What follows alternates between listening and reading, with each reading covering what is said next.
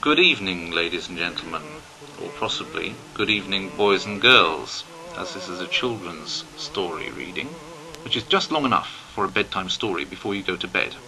Now, when Mummy or Daddy says go to bed, that's what you do. Okay, so you've been allowed to have a 15 to 20 minute story, which I'm now using a lot of the time off by explaining all the ground rules to you, but that means that I can get more mileage out of the actual readings of time, because I'll do this, I'll repeat this bit over and over again at the beginning of every clip. So, without further ado, we'll go to the next thrilling instalment of Jimmy and the Pink Diamond.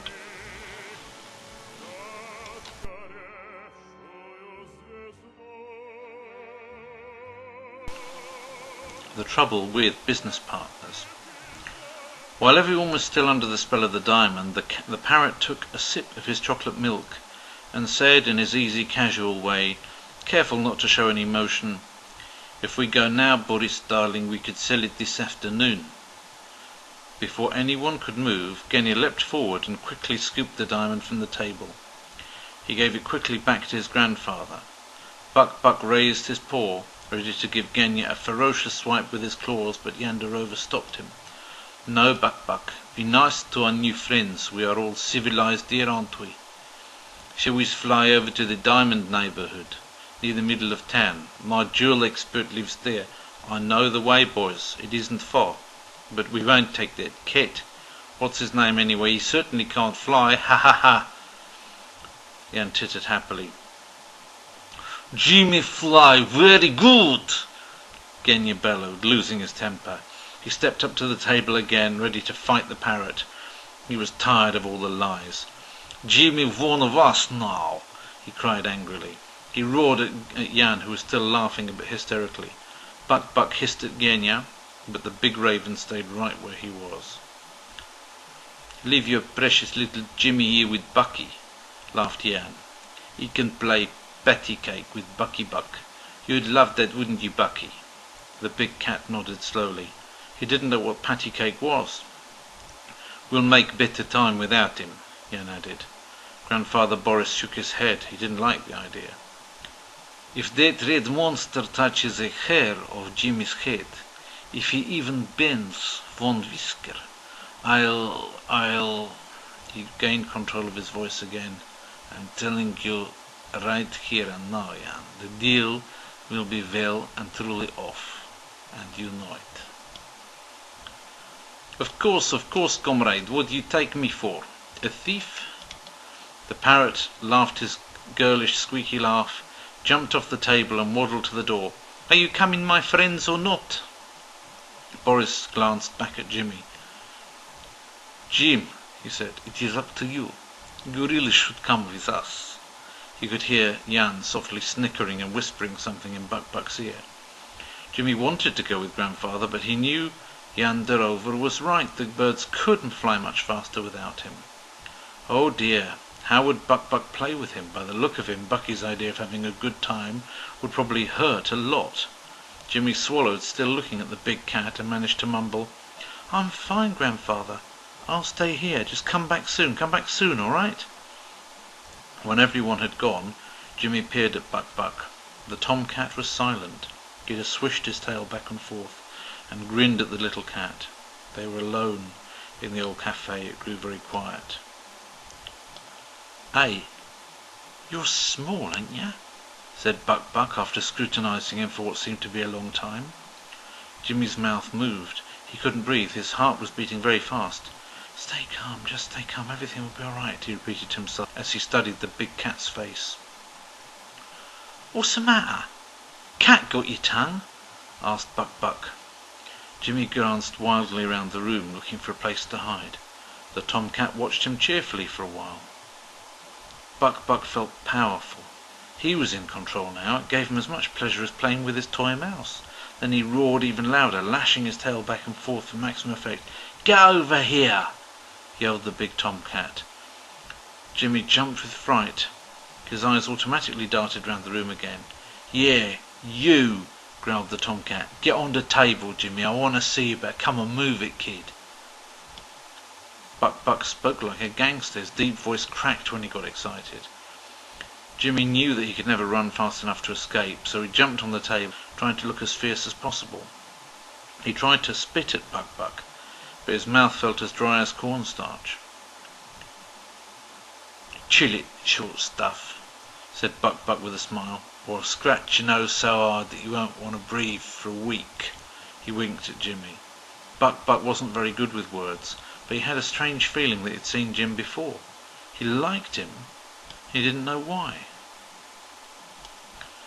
"Do you live with them birds, Jim?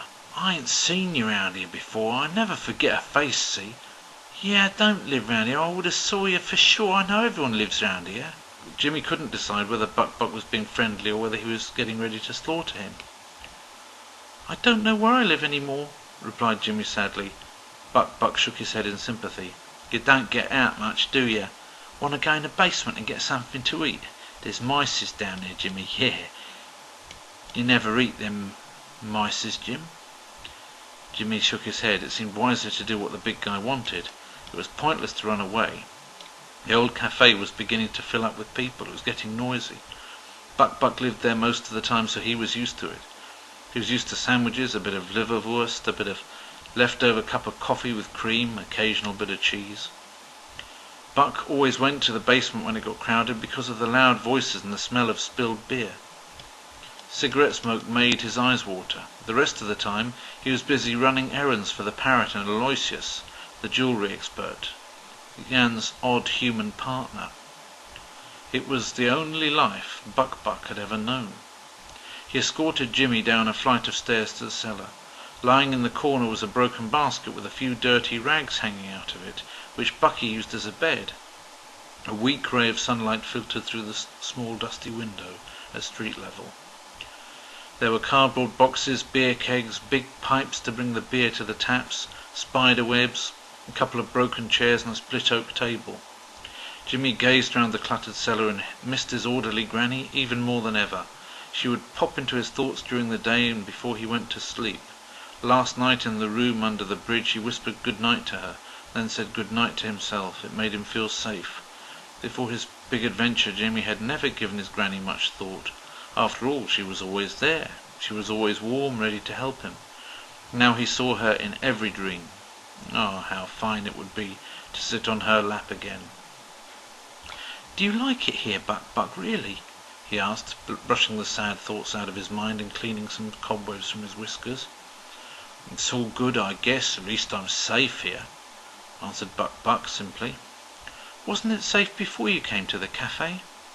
"No, and I don't want to talk about it," Buck-Buck replied, hanging his head. "Go ahead, tell me. You can trust me. He was bad to you, wasn't he? That creep parrot. I think he's no good. Awful. He's such a cruel face." Jimmy was beginning to feel a little more comfortable with Bucky. "Yeah," sighed Buck-Buck. "He's a rotten one, he is. You see this ear? Want to know how I got this ear?" "I thought maybe you got that in a fight. Was it a dog fight?" Jim was horrified by dogs. Dogs were scarier than anything he could imagine. "Nope," answered Buck-Buck. His eyes became large and frightened. "You're right. That nasty parrot done it. Yander Rover done this to me. He loves hurting me. He told me that if I didn't do what he wanted, he would tear my ears off piece by piece. He's done it twice already, when I didn't do right by him. Aloysius just stands there and laughs. He likes it. He likes to watch." "You mean the man just stood there and let it happen?" "That's right, kid. He stood there. I ate both of them. They're rotters." "That's horrible. Can't you run away, Buck-Buck?" "Where to, Jim boy? I tried it before. They're too smart for me. Besides, everyone round here knows me. You've always got a snitch or two hanging round. Where can I go? Someone would tell Aloysius where I was hiding and he'd get me again." Without any warning, Buck-Buck jumped off the table and dashed under a cardboard box. He came out again carrying a mouse by the tail. A mouse squeaked terrified and struggled to get away. Buck-Buck threw it into the air and caught its tail between its teeth once more. "You can play with 'em," muttered Buck-Buck with the tail between his teeth. The wretched little beast was crying and screaming. "Help! Help! Please let me go! I've got a family! I'm a father! Please, please, sir, don't eat me!" "Oh, mice always says that," mumbled Buck-Buck. "Do you want him, Jimmy?" Jimmy shook his head. He was upset by Buck's bad game. No, not really, Buck. Maybe next time I'll have one. Jim looked away. It was confusing. That poor mouse. How could Buck torture him like that? He hated to see the little thing so frightened, but didn't want to hurt his new friend's feelings. All at once, without thinking about it, Jimmy jumped at Buck and scratched him on the nose. Buck dropped the mouse and stared at the little cat, surprised and a little amused. That's cruel, cried Jimmy. Put him down, Buck. Drop him, I mean now. Scratch you again if you don't. Ha ha, look at the little tough guy. I'm scared. What'd you have to scratch me for, Jim? I never eat them. They don't taste very nice. Kind of dusty, if you ask me. I don't like killing nothing. I ain't never done it, but if you scratch me again, I'll mash it to the ground. You won't get up from Mum for Sundays, snorted Buck philosophically. The little mouse stood next to Bucky with his little arms folded casually across his chest. Can I go home now, boss? He peeped. Sure, Max. I'll take you back to your hole. That's all right, boss. This time I'd rather go by myself, if you don't mind. Later, Max. Give a kiss to the wife and kiddies. Jimmy was still confused. You were pretending? Do you mean it was all an act, Bucky? Buck de Vries smiled, nodded smugly, and then he chuckled. You've been with Yander Rover and that wicked man since you were a kitten, right? So where did they catch you? Was it around here? Asked Jimmy. No, said Buck. Listen, kid, nobody calls me Bucky and gets away with it. Well, that sounds all right coming out of your gob. Well, where then, Bucky? Where did they catch you? All right, here goes. When I was a kitten, see, I lived in the northern part of Amsterdam, right by a large supermarket. We was in the storage room. Mum, me brother and me. One day we was outside getting a box of eggs that fell off a truck.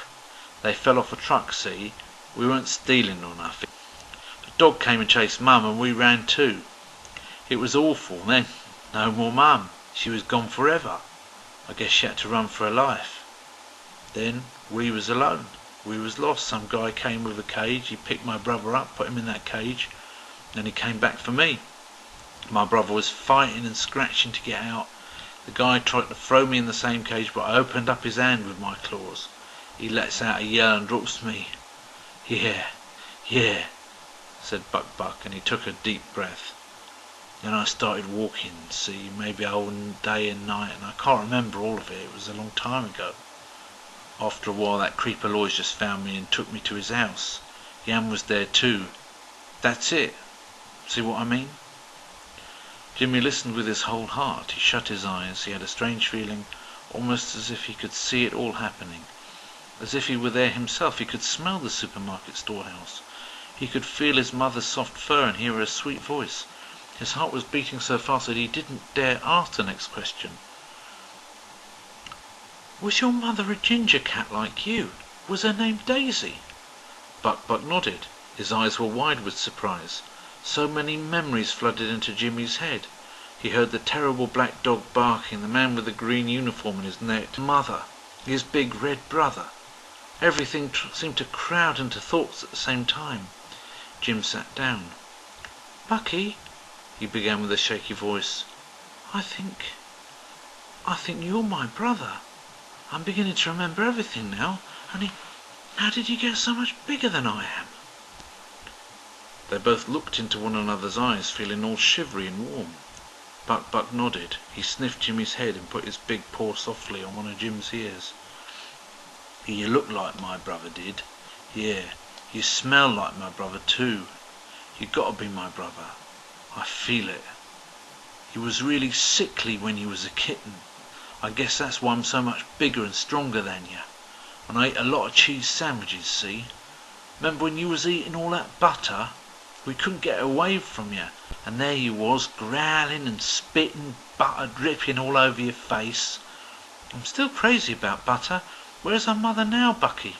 I dunno, Jim. I never seen her again. He shrugged his shoulders and rubbed his eyes hard. Mum showed us how to open eggs by dropping them on the floor. Remember that, Buck? They told each other everything they could remember about their childhood days back in the supermarket. After a while, Buck looked up and said, Hey kid, let's go upstairs. I don't hear nobody. It's got to be 6 o'clock, Jim. Them birds ought to be back by now, don't you think so, huh? Jimmy and Buck were sitting on the table looking out of the back window. Sometimes they watched the front door, waiting for the ravens to get back. It was not dark yet. Most of the customers had already gone home to dinner. A little grey-haired woman walked up the street, pulling a shopping trolley behind her. She stopped at a door opposite to the window of the cafe. She turned her head to empty her postbox. That is when Jimmy saw her face. "Buck, quick! Look, it's my granny. She's going in there." He had been carried home from the shelter in a cardboard box, so he didn't recognize his own front door. Yes, he had explored the garden in the back. He'd played on the 2 balconies, but those were the borders of his world. Jimmy stood up and started to scratch frantically at the window, trying to get Granny's attention. She didn't turn around. She couldn't hear him. Jim meowed with all his might. The front door shut, and Granny climbed the stairs to her apartment. Jim could see the lights come on in their living room. He crept closer to Buck and began to cry. Buck, that's where I live. I know it. My granny, my home. I want to go home. Take me home, Bucky." He sobbed into the rough fur of his brother's shoulder. Buck gently put his paw on Jimmy's face. "Don't worry none, little brother. We'll go and see her. I promise. Just you wait and see, yeah? Don't cry, Jimmy. Don't cry." Bucky didn't know what to say. He could feel the tears streaming down his face too. "Now, we know where you live, right? Right, Jim? We can go tonight if you want to see her, okay, Jimmy boy? We just have to wait for them birds to get back, and then we'll go and see her, yeah?" Jimmy looked up at Buck and sniffed. His shoulders were still shaking with sobs. "I never thought I would miss her so much," he said quietly, wiping his nose and his eyes on Buck's tail. "But, Bucky, how do we get in?" "Don't you worry about a thing, little brother. We can ring all them bells that go to the flats. Them bells make an awful noise in the house. Then she'll stick her head out of the window and see us. She'll come down and let us in. I've done it 1,000,000 times, so don't worry, kid. I'll get you home again, I promise."